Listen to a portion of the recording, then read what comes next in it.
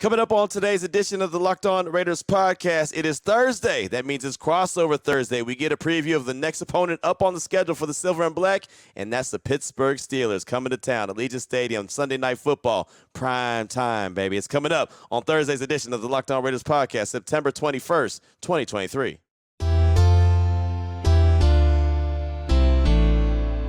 Just win.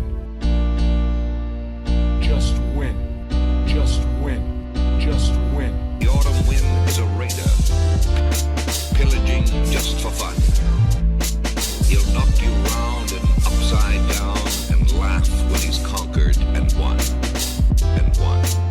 And won. And won. And won.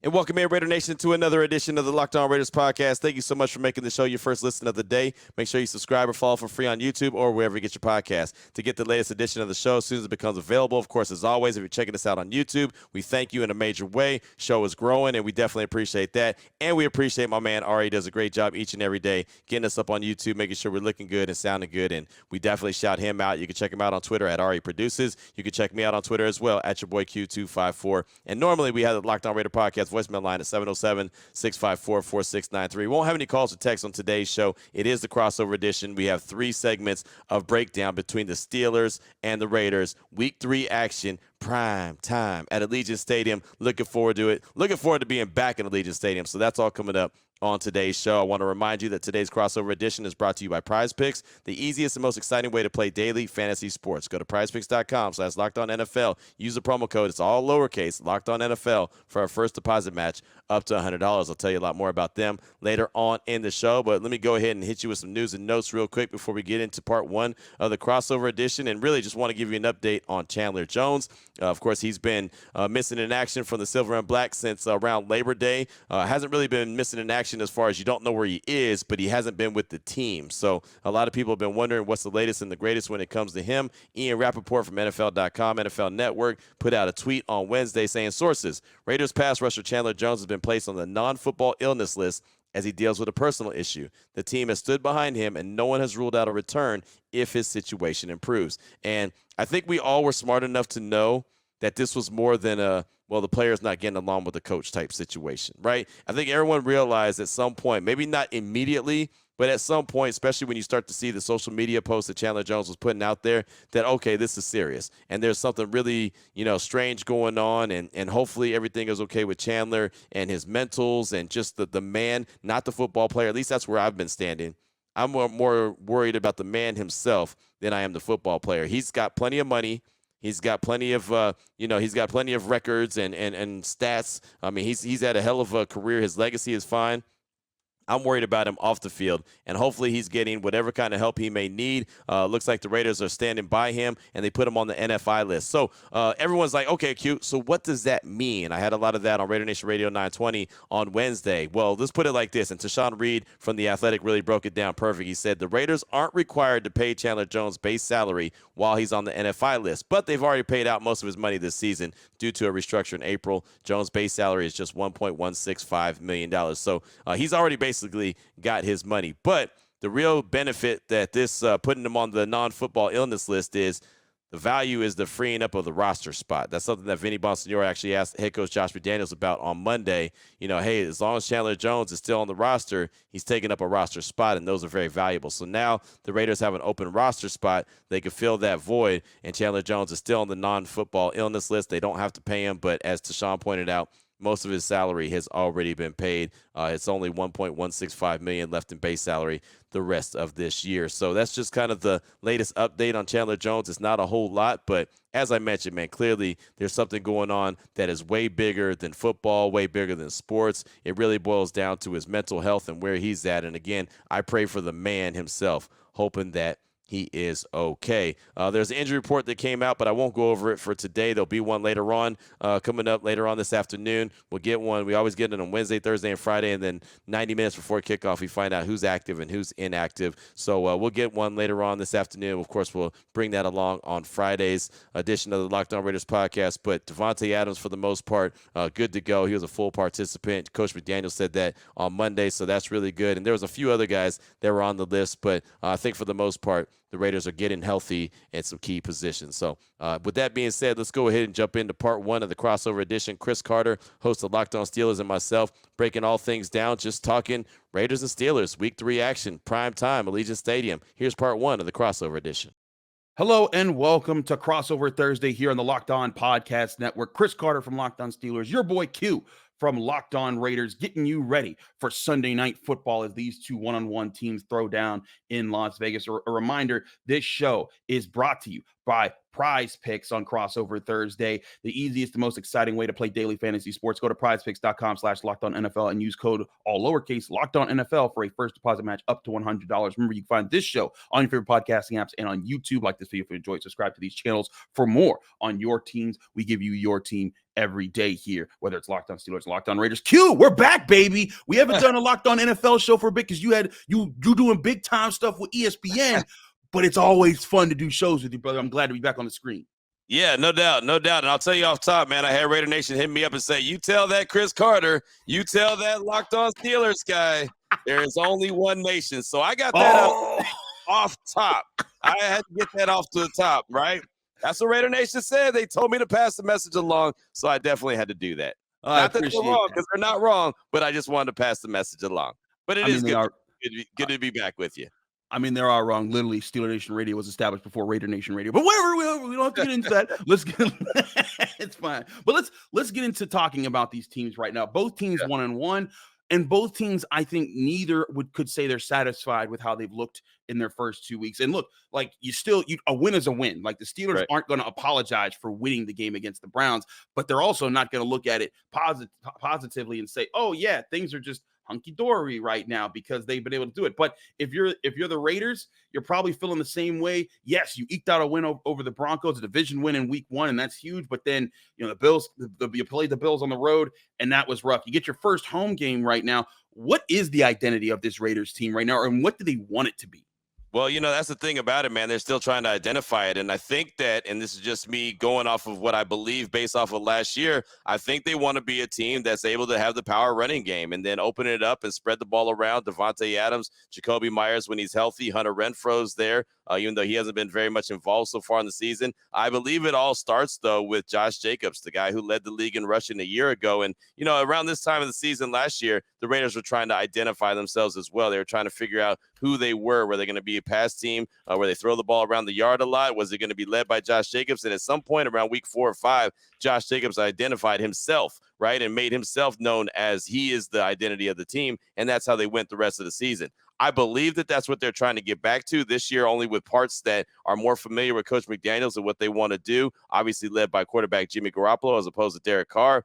But so far through 2 weeks, that identity hasn't really been established yet. And for Josh Jacobs in that running game a week ago, 9 carries, -2 yards. That's not going to happen too often to a leading rusher, right, in the league. So that's obviously got to get cleaned up quick, fast, and hurry. And it's going to be a big challenge this week against the Pittsburgh Steelers, who we all saw on Monday night have a really good defense, and the defense lead the way to their win against the Browns. So it should be interesting to see the Raiders try to establish an identity this upcoming Sunday night. For the Steelers, Chris, what would you say you think the identity of the team is?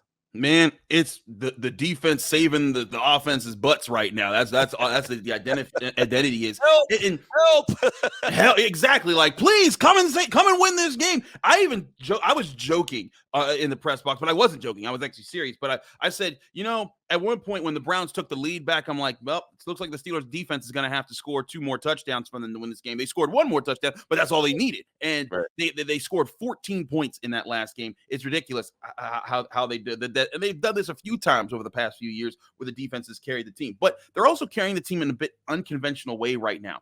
What should give the Raiders some hope right now, the Steelers are next to last in rushing defense right now. They've given up they've given up the 31st the 31st best at stopping the run right now. Granted, they went up against not good, is what you're saying. They're terrible. They're terrible right now. And part of it is they're dealing with some injuries. Cam Hayward was lost in the first half of the season, first half of the first game of the season, and he won't be back until the second half of the season. So there are some alarming bells there. They've got a whole new linebacker core. I do think that they're going to see a little bit of improvement on their part. as they keep moving forward, because I think guys like Braden Fajoko are being promoted, and he's more of a run stuffer than Montravius Adams. I think Keanu Benton, the rookie they got out of Wisconsin, is stepping up. But this is a group that Mike Tomlin acknowledged that, like, we have not played the kind of football that we want to play yet when we talked to him on Tuesday. And that's despite the defensive pass rush being there and being helpful. And actually, I got to correct myself. They are dead last in rushing defense. I was looking at the rushing offense, which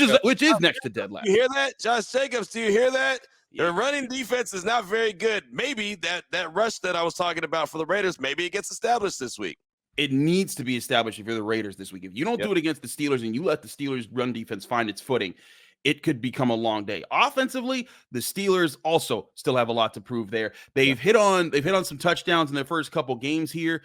The 71-yard touchdown to George Pickens was a highlight of the game, but Kenny Pickett has not looked as like the consistent quarterback we saw in the preseason and throughout training camp. He doesn't even look like the quarterback that we saw towards the end of last season, where he had 4 game-winning drives to help the Steelers find a winning record at the end of the season. But I do think part of that comes from this being an offense he's still adapting to NFL play, and he's played 2 very good defenses. The Niners defense, I think, might be the best in the NFL. Still, they were last year. They've looked pretty good to start this year. The Browns defense, a talented unit that gets after you with Jim Schwartz, their new defensive coordinator.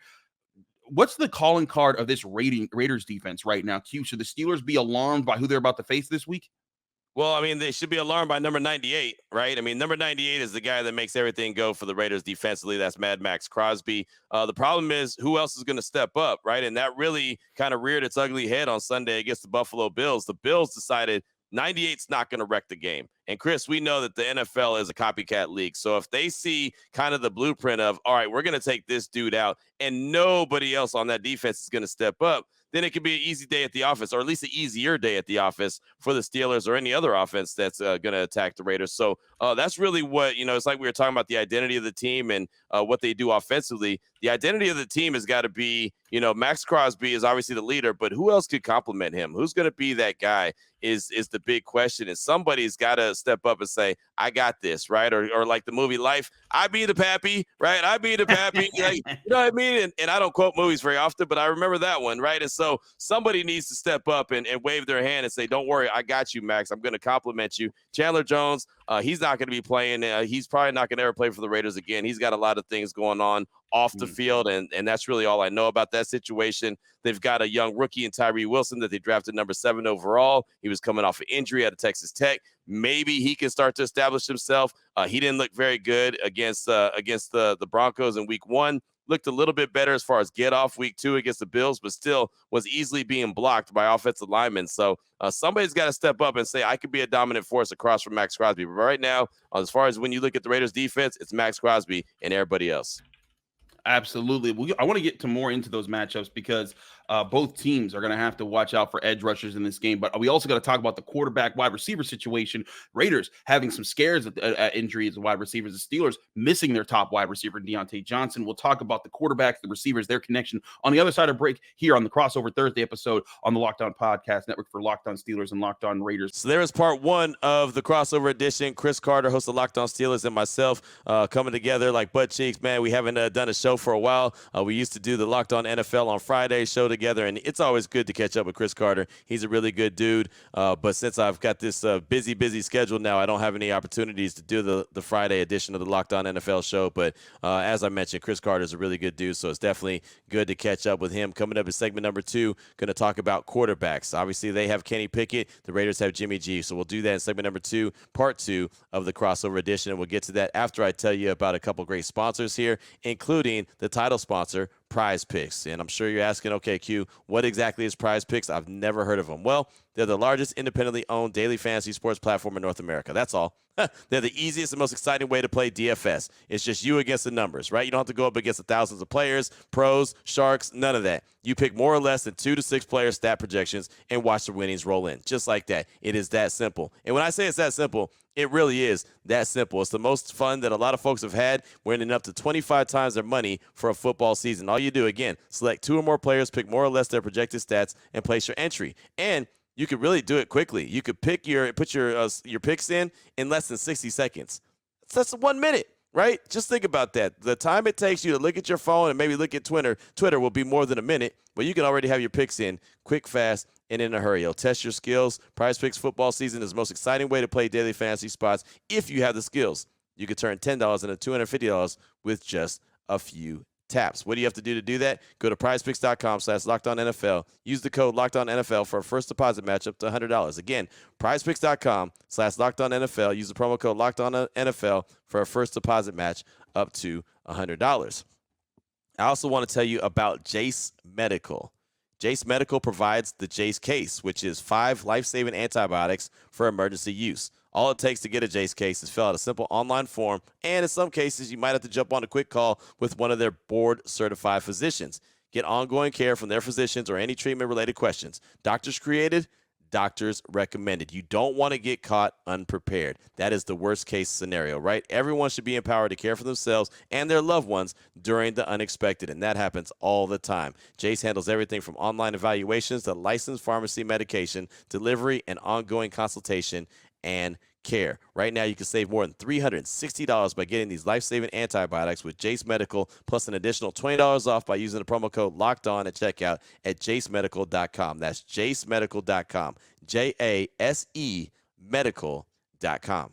All right, Raider Nation, here we go. Part 2 of the Locked On Raiders podcast, crossover edition. Chris Carter, host of Locked On Steelers, and myself breaking all things down Steelers and Raiders as it's going to be some primetime action. I'm excited about this. It is the final game on Sunday. All eyes will be on Sunday Night Football. The Raiders want to make a statement after getting beat down and beat up by the Buffalo Bills last Sunday. They have their opportunity in their own building this upcoming season or Sunday, but the quarterbacks are going to have a lot to do with that, right? Well, we start off part 2 of the crossover edition talking all things quarterbacks in this matchup. Check it out.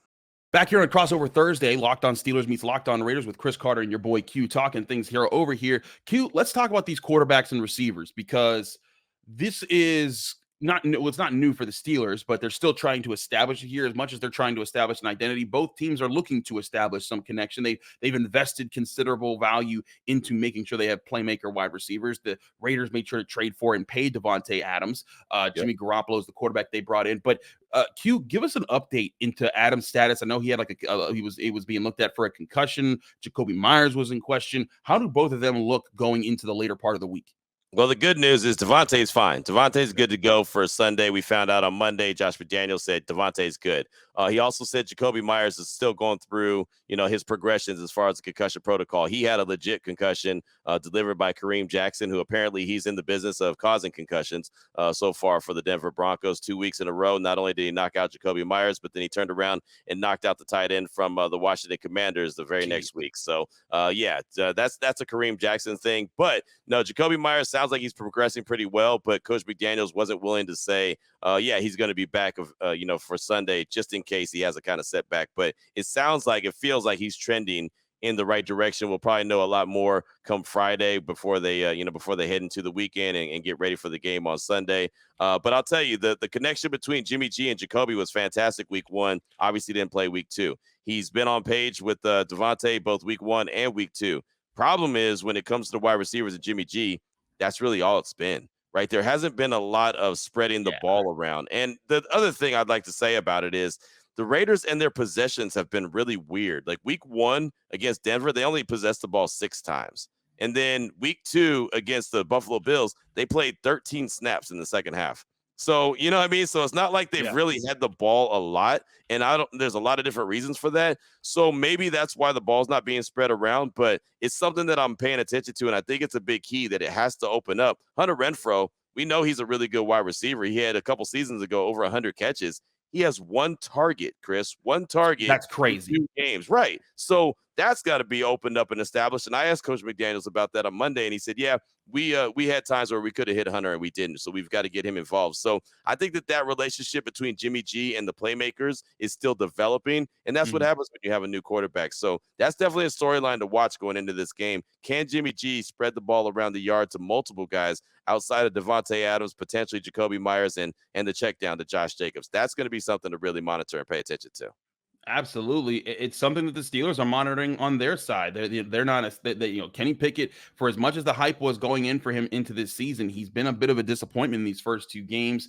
So far, just two touchdown passes, 3 interceptions thrown. And you look at how things have played out. Yes, Deontay Johnson has missed a game and a half now, and he will miss about 3 more games at least. He'll probably be gone until after the bye week, as he's on injured reserve right now for the Steelers.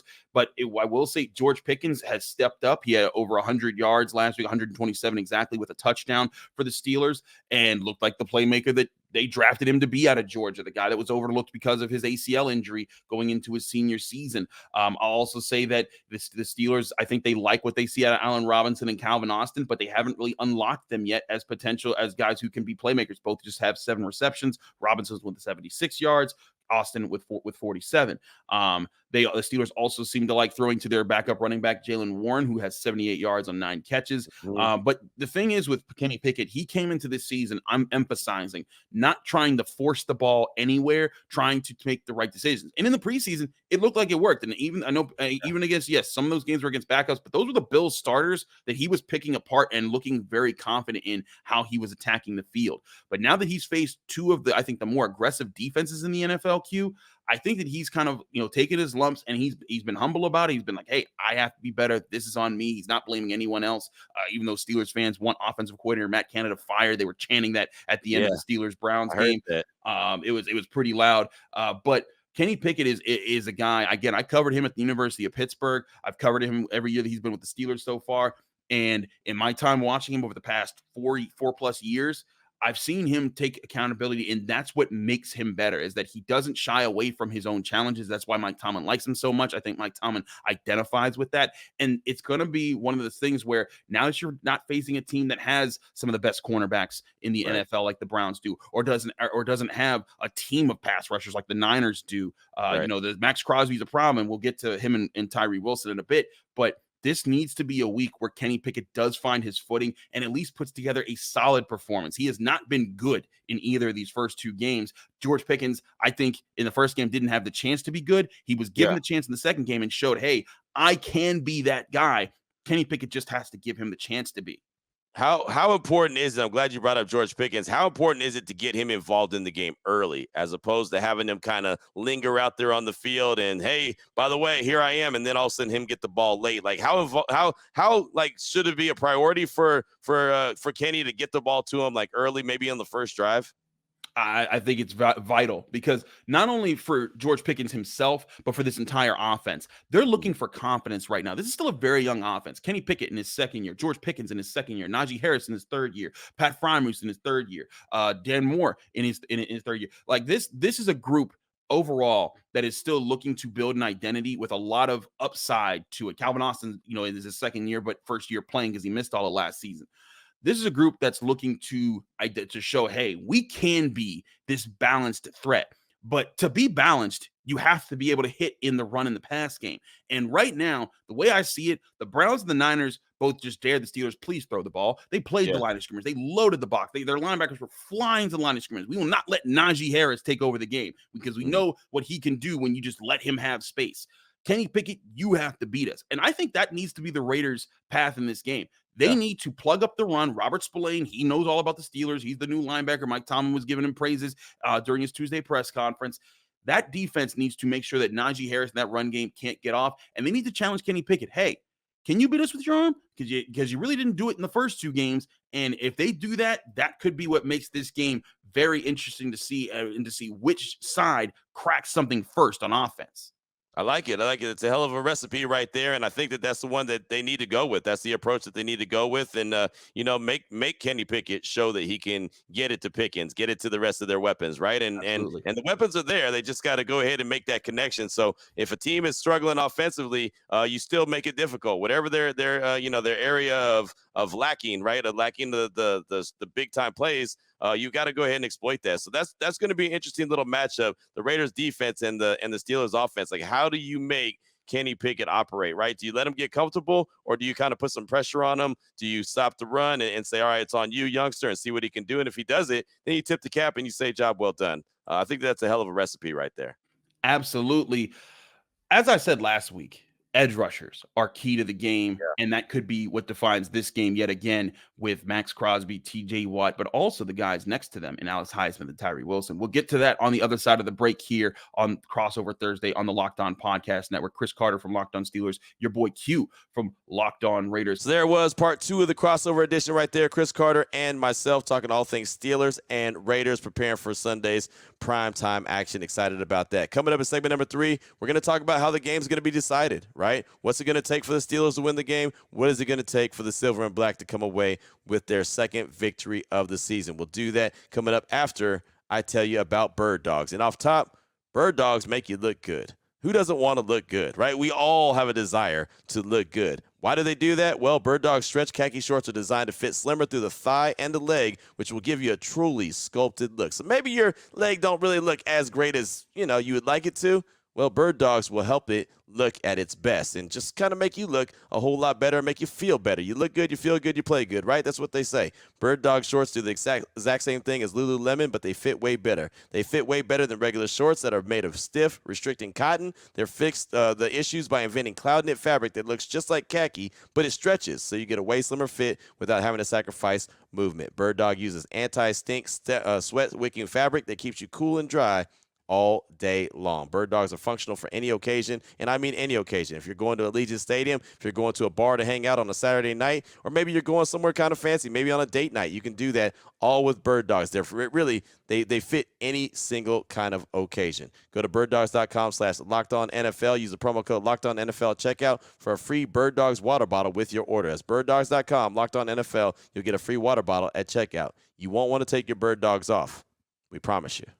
Here we go, Raider Nation, segment number 3 of today's Locked On Raiders podcast. Time to jump into part 3 of the crossover edition. Chris Carter and myself breaking down Steelers and Raiders, and we're going to start off talking about how the game will be decided. Here's part 3 of the crossover edition of the Locked On Raiders podcast. Back here on Crossover Thursday here on the Locked On Podcast Network. Chris Carter, your boy Q from Locked On Steelers and Locked On Raiders. Q, last week I told Jeff Lloyd, I said, listen, everything else aside, Kenny Pickett, Deshaun Watson, Nick Chubb, Najee Harris, whoever, right, is going to be decided by edge rushers. And lo and behold, I didn't think it meant that TJ Watt and Alex Highsmith would both score touchdowns. I didn't think it was going to be like that. Right. Yeah. But it was the case. They did make the difference, and they won the game for the Steelers. I think the same thing could be the case this week because, again, with the Browns, you had Zadarius Smith and you had Myles Garrett. And clearly the Steelers' edge rushers won out in that game. But I don't think the Steelers can afford to overlook the Raiders pass rushers and Max Crosby and Tyree Wilson. Tyree Wilson, a top 10 pick this past year. Chandler Jones, whatever he's going through, and he would be a problem if he was ready to go. But Tyree Wilson was drafted high. What does he look like, and how does this pass rush look like with the Raiders so far? Tyree Wilson's been okay, right? I think most of Raider Nation would say that he hasn't looked good at all, right? I mean, I think that he started to improve a little bit last week against Buffalo as far as his get off, at least. You can see that he wasn't taking as long to like I say, get off the line of scrimmage and attack the play, but he still wasn't really involved. He had some hustle. You see that he's got some power and some burst, but he's got to be able to put it all together. So it's a work in progress with him. Max Crosby, again, you know what he's going to do. He's going to go 150 miles an hour. That's just kind of what he's done. That's why his name is Max, and he's got 2 X's. I mean, it's that extra energy, extra everything that he brings to the table. I really think a guy like Jerry Tillery, who had a sack week 1 against Denver, is going to have to step up. A guy like Bilal Nichols, somebody, a Malcolm Kuntz, somebody's got to step up and be that guy. Like, I don't want to put all the pressure on Tyree Wilson right now, even though, as you said, he was a top 10 pick, and that's why they draft him, right? If you pick him in the top 10, you expect him to be a difference maker. I think they're playing the long game with Tyree. I don't think it's going to be a, immediate a reaction and immediate satisfaction when it comes to Tyree. So someone else is going to have to fill in that void, and that's going to be very interesting. I really believe that this game is going to be won in the trenches, and it's going to have some kind of Max is going to have some kind of help, but also the Raiders offensive line is going to obviously have their work cut out for them as far as, like you said, Highsmith and TJ Watt. And the one thing I can say about the offensive line so far for the Raiders, they haven't given up a sack yet this season. So, Jimmy G's been able to stay upright. Now, he's had some pressure. The Bills got some pressure on him last week. There was a couple times where he got a little hairy in the pocket, but he's been able to stand tall and deliver the ball somewhere. If it's a check down, Devontae, whatever the case may be, he's been able to get at least the ball out of his hands. So, if that offensive line can continue to hold up, Colton Miller and Jermaine Illuminor have been the bookend tackles right now. If they can hold up against two of the best, I should say, pass rushers in the league with TJ Watt and, of course, Highsmith, who they basically single-handedly wrecked the game Monday night against the Browns. If they can do that, then the Raiders have a fighting chance in this game. But if those guys get off early and often, it could be a long day at the office at Allegiant Stadium. And look, Jimmy Garoppolo has played the Steelers before with the Niners. He knows the deal. Get the ball out fast. That's how you try to beat. That's what Brock Purdy did with the Niners really well in week 1. Deshaun Watson, not so much. He held onto the ball a lot and put the Steelers pass rushers kept them from wrecking the game, even though TJ Watt still ended up with 3 sacks and a forced and recovered fumble in that game. TJ Watt is going to get his. And I think that that's one of the things that teams kind of have to realize, but you have to try to neutralize as best you can. And this goes back to the Raiders' best recipe, I think, for trying to neutralize what the Steelers really do well at the edge rusher position is running the football, staying ahead of the chains, not giving the Steelers 3rd and 8, 3rd and 9, 3rd and 10 to defend, where Watt and Highsmith can pin their ears back and say, "We're coming, Jimmy," and Jimmy has to then look out for things. I think that is the Raiders' key for today. And the Steelers, you have to be able to stuff the run. They brought up, like I said, they brought up Braden Fajoko on the defensive line. They've been looking for answers in the absence of Cam Hayward to try to do something to stop the run. I think that they showed some signs of improvement in week 2, but they still showed lots of issues because they gave up another 60-yard plus run. Granted, Levi Wallace was kind of responsible for his giving up his gap on a busted play, but I really think that the Steelers defense, this needs to be a week where they can show on, like we talked about the Steelers offense, they need to show who they are. The Steelers defense needs to show who they are. They've shown they can make big plays, and we know they can make big plays. We got to see the injury status of Minkah Fitzpatrick. He had a chest scare, but Mike Tomlin said he was fine out of the hospital, and the Steelers trainers have been looking at him. We don't know his status yet for this week, but the Steelers need an all-hands-on-deck performance to show that this defense can be an elite unit. They finished in the top 10 last year. If they can't do that again this year, this team is in a good deal of trouble. Well, I'll tell you right now, when it comes to the Raiders defense, they need to show up and show who they are, right? There was a lot of times during training camp when I said, okay, this team is going to look for the ball. They're trying to create turnovers, interceptions, strip sacks, whatever the case may be. They're trying to get their hands on the ball. They don't create very many turnovers. Well, they need to start establishing that. They haven't created any turnovers yet this season. They have 4 sacks on the season, so that's okay. Could be a lot better, but they've got to establish themselves, right? I mean, and that's why I said that this game is going to be won in the trenches, on both sides of the ball. I think, as you mentioned earlier in the show, the Raiders defense has to step up and try to slow down or stop Najee Harris. Don't let him wreck the game on the ground. Make Kenny Pickett be that guy. And if you can try to make Kenny throw the ball around the yard, then you have an opportunity to make a play. And again, they talked about it. They preached it all off season, all training camp, all preseason. Go get ball, see ball, get ball, go hunt the ball. They haven't hunted the ball yet. So they're going to have to establish that. Again, if the Raiders are going to win this game, and I think that, this is going to be a good, evenly matched game between the Steelers and the Raiders at Allegiant Stadium. I'm excited to see it.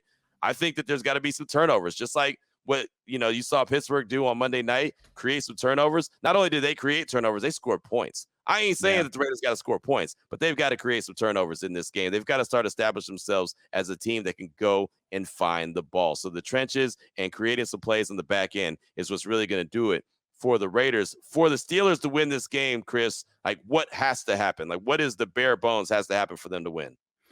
Bare bones, they need to be able to put up at least 2 touchdowns on offense. They got to show that they can score multiple touchdowns in a single game this week, and they got to still be turnover creators. They got to limit the run and create the turnovers off that. It all starts with limiting the run. The Steelers have talked about that for years. That is their emphasis. If they allow Josh Jacobs to take over this game, they're in a lot of trouble. Now, granted, they faced the Raiders just last year. They should know this, right? Like they went up against them, and it was a great defensive game at Acrisure Stadium late last season.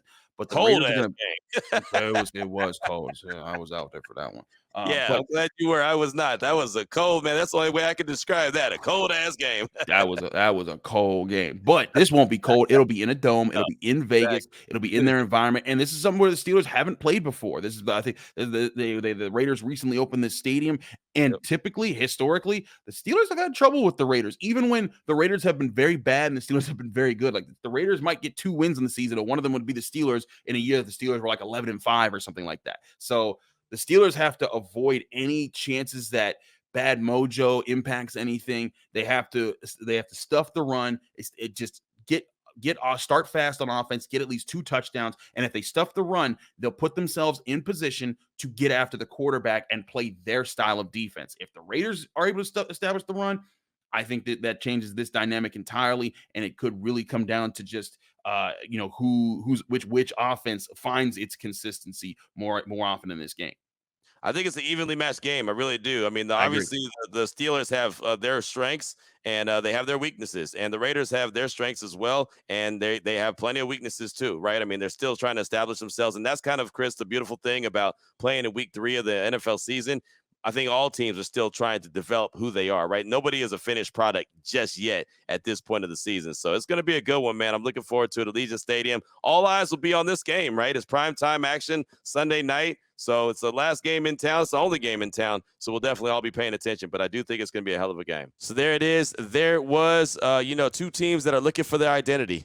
Right. And, the Steelers obviously have a better defense than the Raiders do, but they're struggling on offense. The Raiders are somewhat struggling on offense right now as well. They've got to get the run game going. The Steelers really haven't got the run game going. And, one weakness that the Steelers have in their defense is stopping the run. This is a game that potentially Josh Jacobs could get off. Maybe Zamir White can get off as well. I think it's a game that the running game needs to get going. So we'll talk about it coming up tomorrow. We'll have the keys to victory. What is it going to take? We'll obviously have more news and notes, and we'll get back to the Locked On Raider podcast voicemail line. So, that's how we'll do on Friday. We'll close out the week really strong, head into the weekend, and get ready for the very first game at Allegiant Stadium in 2023. So excited about that. Cannot wait to be back in the building. And, of course, we'll talk about it more on tomorrow's edition. So until then, Raider Nation, take care of yourself, take care of your family, love on your family. Most importantly, as always, just win, baby.